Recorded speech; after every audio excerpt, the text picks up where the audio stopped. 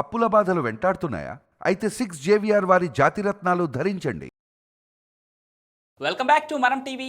నేను మీ పవన్ బెస్వాడ. సినిమాల్లో చూసినా రియల్గా చూసినా పెళ్లి జరిగిన తర్వాత ఫస్ట్ నైట్ రోజే నవవధువు పాల గ్లాస్తో గదిలోకి వెళ్తుంది. పెద్దల కాలం నుంచి మొదలైనటువంటి ఈ ఆచారం ఇప్పటికీ జరుగుతూనే ఉంది. అసలు ఈ సాంప్రదాయాన్ని ఎందుకు అనుసరిస్తారో చాలామందికి తెలియదు. నిజానికి పెళ్ళైన తొలి రాత్రి పెళ్లి కూతురు చేతిలో గ్లాసు పాలిచ్చి ప్రస్తుత గదిలోకి పంపటం వెనుక చాలా కారణాలే ఉన్నాయి. హిందూ సాంప్రదాయం ప్రకారం వివాహం అంటే ఒక పవిత్ర కార్యం. ఇందులో మొదటి రాత్రి ఆనందకరమైన వైవాహిక జీవితానికి పునాది అని నమ్ముతారు. అందుకే ఒక గ్లాసు పాలతో వైవాహిక జీవితాన్ని ప్రారంభించడం భార్యాభర్తల బంధానికి మాధుర్యాన్ని ఇచ్చే ఒక మంచి సంకేతంగా భావిస్తారు.